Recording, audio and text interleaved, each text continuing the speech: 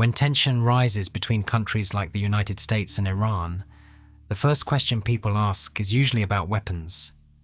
But the deeper story is money. Military power is built slowly, year after year, through budgets, industry, logistics, salaries, bases, research, and alliances. This chart follows the countries spending the most on their militaries from 1960 to 2025 in inflation-adjusted dollars. The numbers move month by month, but the underlying data is annual, so the motion is an interpolation between yearly SIPRI observations. Watch the United States start far ahead, then notice the long changes underneath. The Cold War, oil shocks, the Soviet collapse, China rising, the wars after September 11th, Russia's invasion of Ukraine, and a new European rearmament cycle. In the early 1960s, the ranking is dominated by the United States and the major NATO powers. The American number is already enormous because it includes a global network. Nuclear forces, overseas bases, naval power, aircraft research programs, and the cost of containing the Soviet Union. Britain, France, Germany, Japan, and Italy are also visible, but none of them are operating at the same scale. This is the first lesson of the race.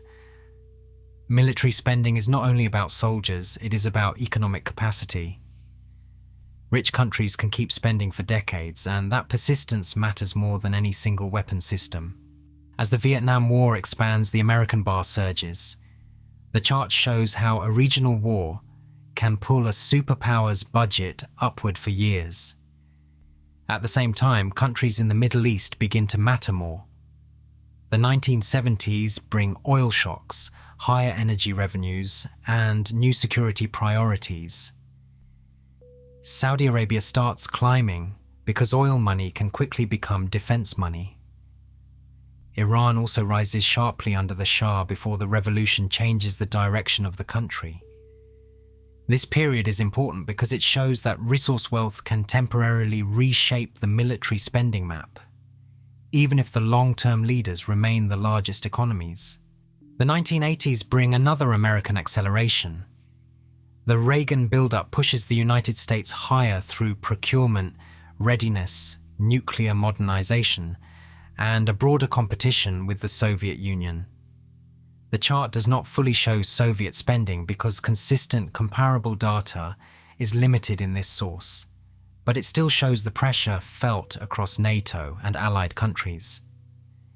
Japan and Germany remain steady, reflecting wealthy economies with restrained but persistent defense spending.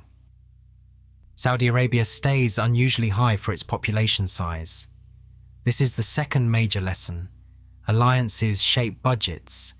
A country can spend because it is preparing for direct conflict, or because it is part of a wider strategic system. Around 1991, the world changes.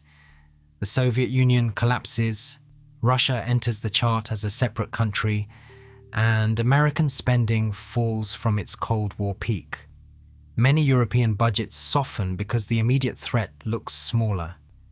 This is one of the clearest turning points in the whole race. The chart becomes less about a single bipolar competition and more about regional priorities. Germany, France, Britain, Japan, and Italy remain important, but their lines are not racing upward. They are maintaining capacity. Russia falls dramatically during the 1990s, showing how economic crisis can shrink military ambition faster than strategy can recover. Then China begins to change the chart.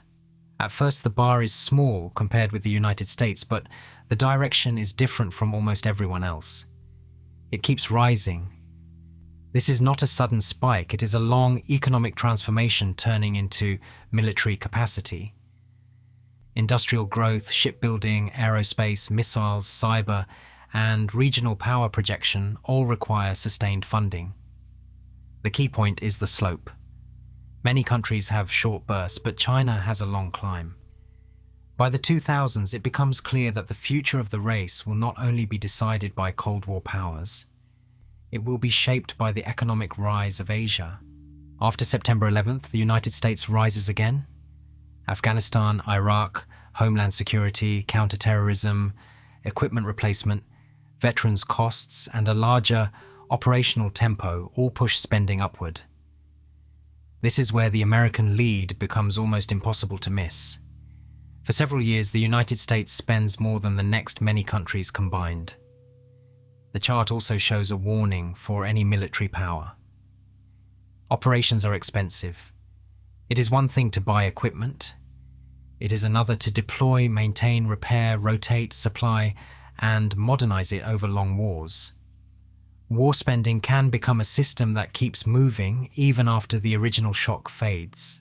In the 2010s, the ranking becomes more crowded. India climbs as its economy grows, and its security concerns with China and Pakistan remain central. Saudi Arabia remains high because the Gulf is one of the most security-sensitive regions in the world. South Korea keeps rising because it lives with a permanent military threat from the north and depends on advanced technology. Israel also spends heavily relative to its size. These countries do not match the United States or China, but they show something important.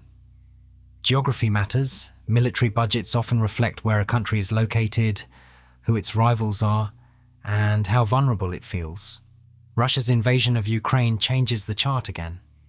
Russia rises sharply, Ukraine appears in the top group, and Europe begins to reverse years of underinvestment. Germany's climb is one of the most important signals. For decades, German spending was large but restrained. After the invasion, the political logic changes. Poland also moves upward quickly because countries near the conflict feel the risk more directly.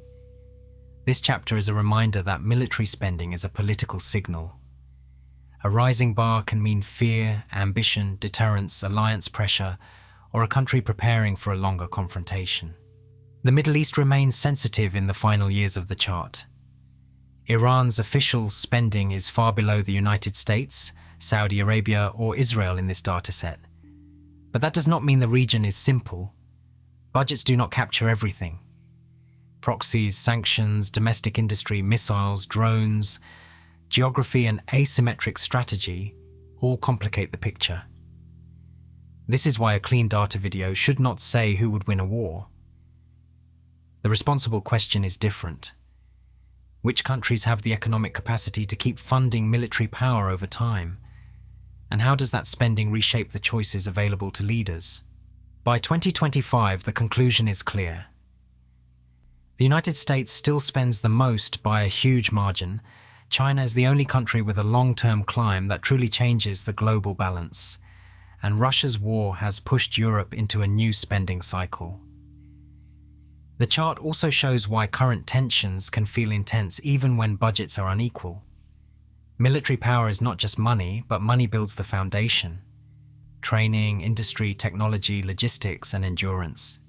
If you want to understand geopolitics, do not start with the most dramatic weapon. Start with the budget, because the budget shows what a country can keep doing after the headlines fade.